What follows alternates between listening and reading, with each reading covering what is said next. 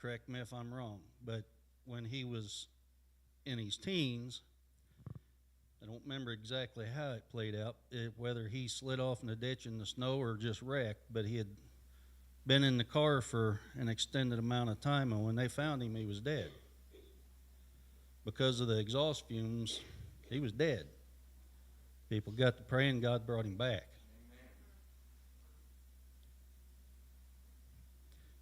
Some years later, the doctors told him that he had a disease called shy draggers. Yeah, it's got a name that's like about that long, but they shorten it down to shy draggers. And when he got diagnosed with it, they told him he had like 6 months to live, if that. By God's grace, he made it, 16 years? He would tell you that I'm here because, up to a certain point, I'm here because I want to see my kids grown. I want to see my grandkids. The last couple of years that he was alive, he'd tell you, I'm here to witness to people. I may not be the bill of health that people think I should be, but I'm a witness. You know, through that disease that they said would kill him 6 months in, I don't know how many people that he was able to lead to Christ through that. Even his hospice ladies that came and were there was like at least two of them, and they both gave their heart to the Lord. You know, like I said, there was times that they would call and they'd have hospice in there, and he'll be done by morning. But God always raised him up. You know, and it's one of them. He was an awesome guy. Most of the time when you go see him, you could tell he was hurting, but he was always smiling. He's an awesome guy. And with that disease, he used it to be a witness. Like I said, asking her to testify about him was kind of vague. Because God brought him through a lot.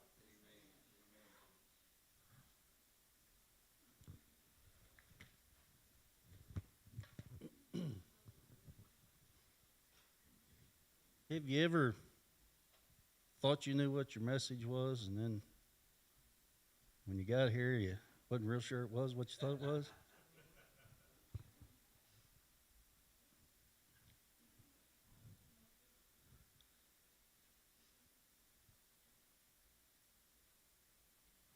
Back here. Uh-oh. I got the wrong one there. Did it again. There it is. 2 Timothy 1:7.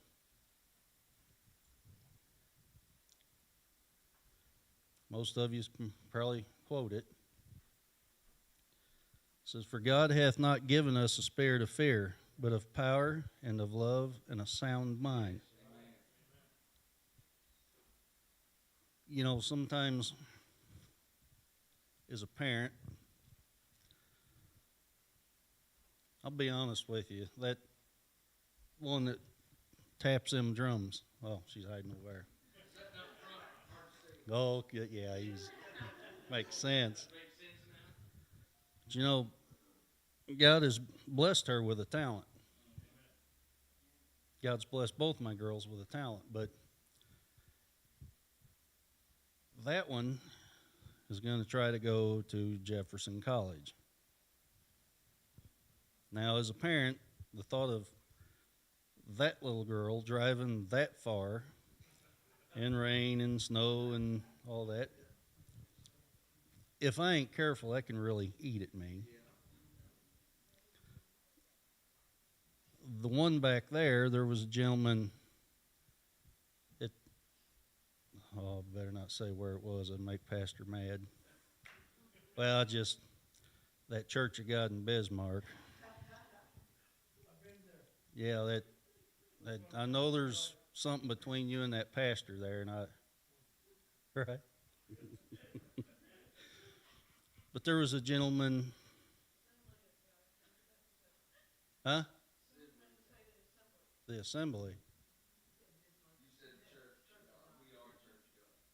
Yeah, it's Matt, wherever Matt Woods preaches. Church. Yeah, I got up too early this morning. But there, in one of the, yeah, Lord help me. But in the one service we went to, there was a gentleman prophesied over Haley. Said that she was going to do a great work. Now, as a parent, the thought of, I don't know what that work is, but the thought of her going to Africa or somewhere like that, that's one of them things you just have to leave it in God's hand. Same with Anna. Driving that far, whatever path God is going to take her to get her to be the useful tool that He needs her to be or wants her to be, as a parent, if I ain't careful, that can eat at you. I mean, most of you in here are parents, so you know. But I'm thankful that God is there, because the Bible tells us that He's not the author of confusion. You know, in my own walk, there has been times that, and I've said this a lot about being called to preach, that, well, I let fear take over. I let the devil confuse me or convince me that I'm not a preacher. I let that fear take over. And you know, it's one of them that sit and you think about, it was 13 years. I preached once, and I went 13 years without preaching again. It was horrible. And it's like sometimes you get to thinking in that span of them 13 years, because of that fear that I let Satan use to convince me that I wasn't good enough to do the work that he had called me to do. In that span of 13 years, how many lives could I have affected for the good? In that 13 years, how many souls could I have seen saved?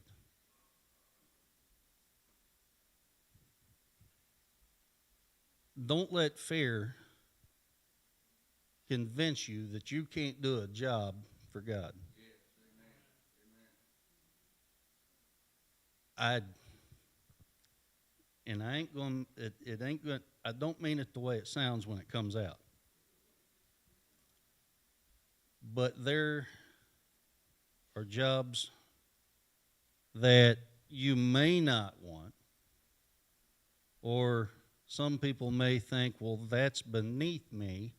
If God tells you to do it, do it.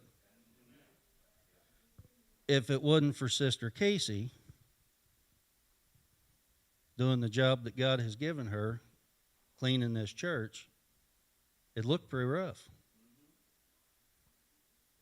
And I'm sure that didn't sound right the way I meant it to sound.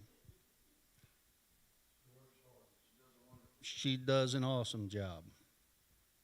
I believe you take care of the flower beds and all the pretty stuff around here and all the decorations. And if it wasn't for that lady, this church would be rather blah or an absolute mess.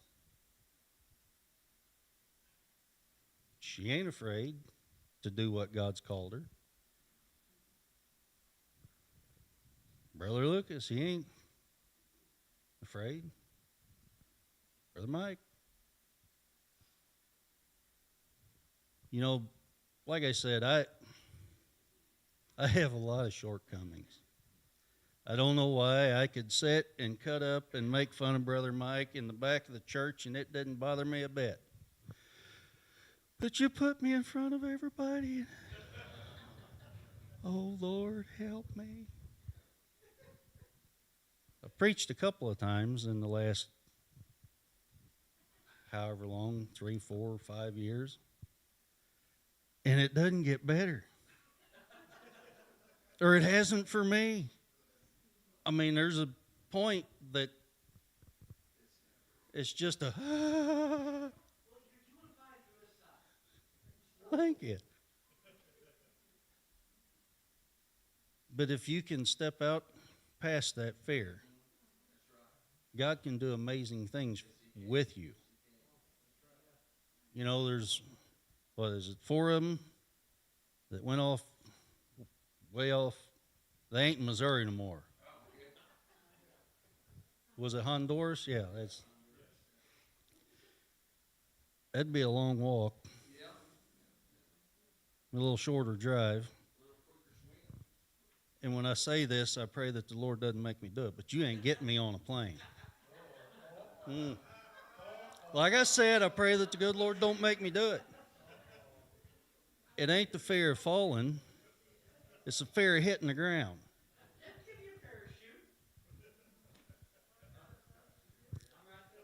Yeah. Lord, I apologize. But if you will allow Satan to get in there, and he will ruin you. You know, on the other, you ever get scriptures like cross-threaded? You think it's read one way, and then you start looking, and you can't remember where it's at, and so you Google it, and it's like, that don't make sense. I had the one about God not being the author of confusion, but of peace, mixed up with the one that I've done it again, didn't I?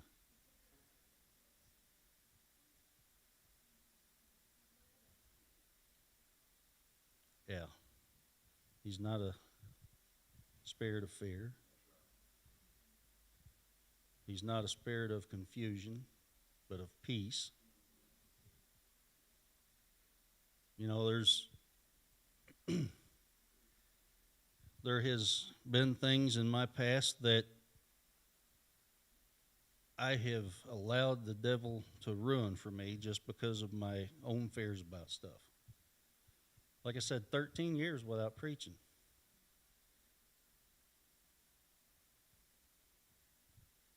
All I can say is I'm sorry.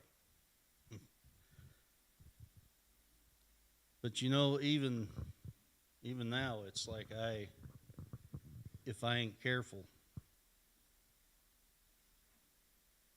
the devil can get in my mind and confuse me and make the job that God has given me a difficult one. If I don't pray before I get up here, I'm a nervous wreck. Even worse than I am. I'll get up here and it just, step up here and my brain will just go, boo. Do you know that even just in daily life, if we ain't careful, the devil, fear will consume us. You know, these storms we had, and I know I seem like a chicken, but Brother Bob was nice enough to let us come and hide in the basement until that last storm blew over. When you live in a mobile home, I just don't like to sit in them when the wind blows and you can feel it shift, or you look out the window and there's a cow goes flying through the yard, and it ain't your cow. Probably not. But if, as a human, you look at the situations and that fear can start to grip you. You know, when I was a kid, there were situations where I'd think that something was happening and it wasn't, like the monster at the foot of the bed. Your mind will start thinking, oh, that shiny thing looks like teeth. Oh, there's eyes. And you know, now that I'm 45, I ain't much better.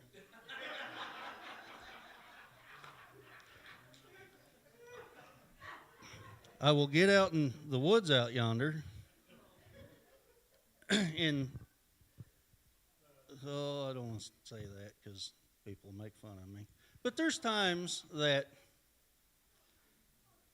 to quote my brother, it feels like if you turn around fast enough, you'll see Satan himself standing behind you.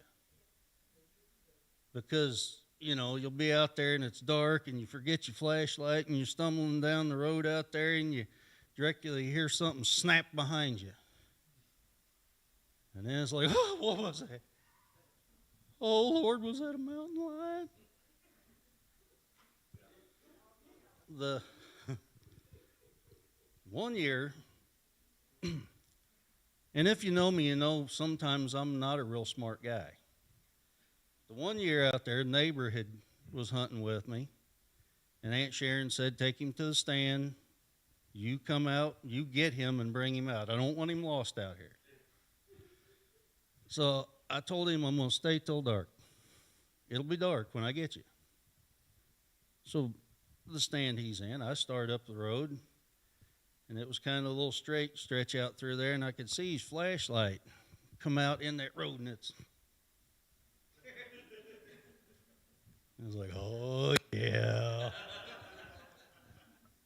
Like I said, I ain't real smart. Did I mention it was deer season? And scared. See, he went out through the field, and there was a road that you could take that would skirt the field. But I get up there, and when I'm wanting to mess with somebody, I can move real quick, or relatively, fairly quick.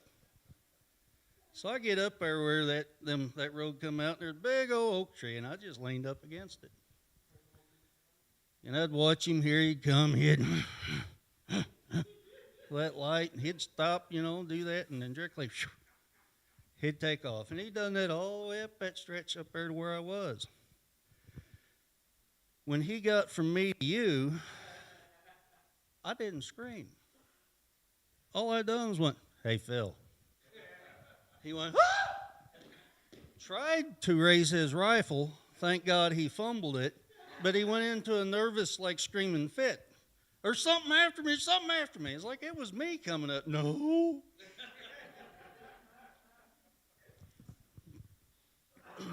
But he sat there in that dark waiting on me and heard something in the leaves.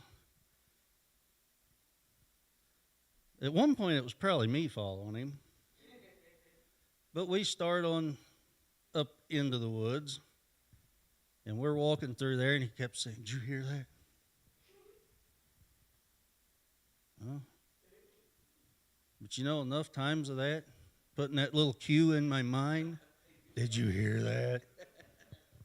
Directly, I was like, huh, it's a bear. That wasn't no field mouse. But the thing was, we had both he was convinced, or, he knew there was something. But because of his fear, it started fueling mine. But it got so bad that I could hear that thing following us too, and it was weird. I'd grab him by the arm and just freeze. And you could hear it take a couple steps. I stole the man's flashlight because I didn't have one. It's like, give me that thing. So instead of just frantically like this, I was trying to be more, proactive or what. I'd take that light and just scan the trees, looking for eyes. Because that fear had convinced the both of us there was a mountain lion, grizzly bear, or Sasquatch behind us. Yeah, I don't know what it was. But whatever our imagination had developed, it had us convinced that there was something behind us until we got on the front porch of Aunt Sharon's house. And then it was one of them, it's like, so you want to walk back to your house, or no, you're driving me. Yeah, but the truck's out there in the dark. But we had let that fear grow to such a ridiculous amount. And at the time, I wasn't built like this. My friend Philip, he's always been built like a jackrabbit. I mean, quick. If he decided to bolt, whatever it was could have ate me. But what I'm saying, if we will allow the devil to fuel the fears and our anxieties, and he'll make us absolutely useless. You know, there's been things in the last couple of years that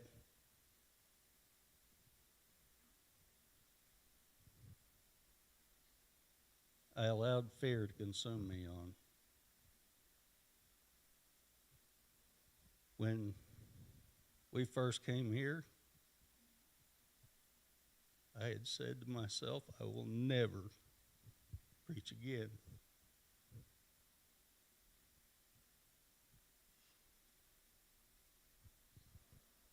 When the church we had been going to fell apart,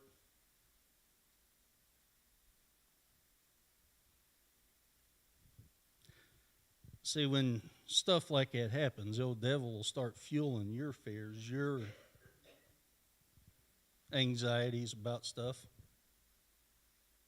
And if you ain't careful, you will allow him to destroy you, make you absolutely useless for the work of Christ.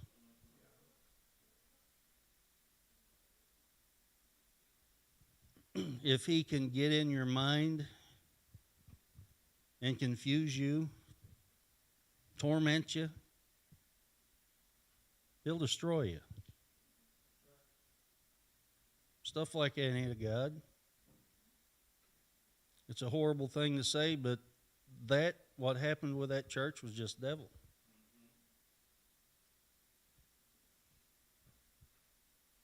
And I'm not down in the pastor. I'm not sure why he felt he needed to walk away. I'm not down in anybody that was there. It was just the devil got in the midst of it. You know, like I said, as humans, I tell Brother Mike enough that he's dumb. He's going to start to believe it. Well, yeah, maybe not. But if I tell my daughters enough that they're ugly, they'll start to believe it. If when Haley doodles the picture back there and I see it and I tell her, well, that's stupid. That kid's got a talent. I can draw flies. As you guys seen the other night, I can't play a violin. I can make it squall. But as a parent, if I ain't careful, I can put that fear in her to get up here and play that thing. As a parent, if I'm not careful, I'll put that fear in Haley that she can't use that artistical talent that God gave her for his work. As Christians, if we ain't careful, we'll let Satan take over and confuse us, petrify us with fear like me and Philip were that night. All it would have took for was one of us to stub our toe, and then the flight would have been on. Because we knew there was something trying to eat us. I mean, it's bad that our human brain works that way. That you can be thinking rationally, there is absolutely nothing there. Shine that light, and there's absolutely nothing there. God can give us work to do, but the old devil will convince us that, well, you ain't good enough to do it.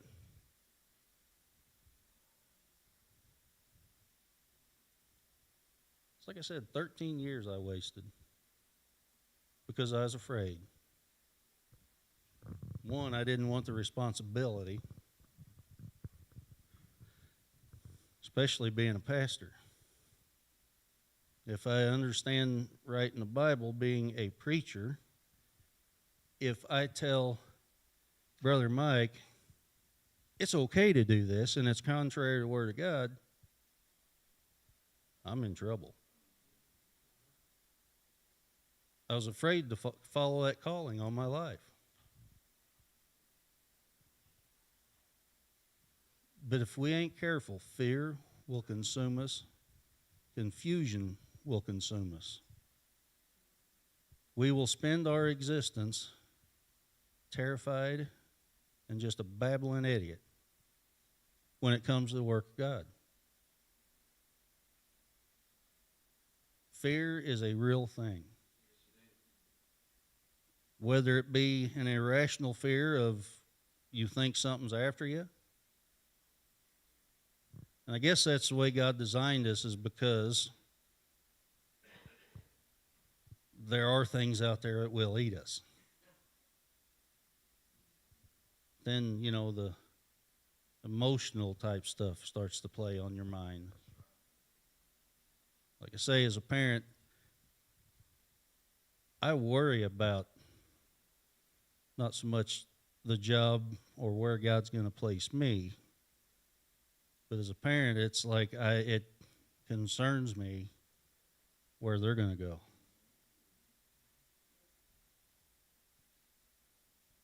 Even in their 30s or 40s or whatever, if they get sent to Honduras, and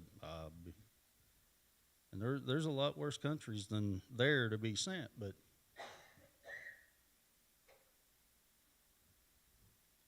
as a Christian, when you start getting concerned or getting fearful about something or fearful about the work that you feel God's leading you into, just remember that scripture. Well, remember both those scriptures. Because if he can get a hold of you with fear, he can confuse you to no end.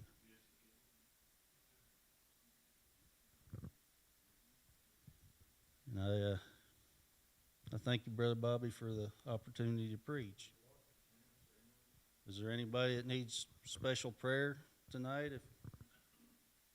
If there is, you come up, we'll pray with you. Somebody battling fear.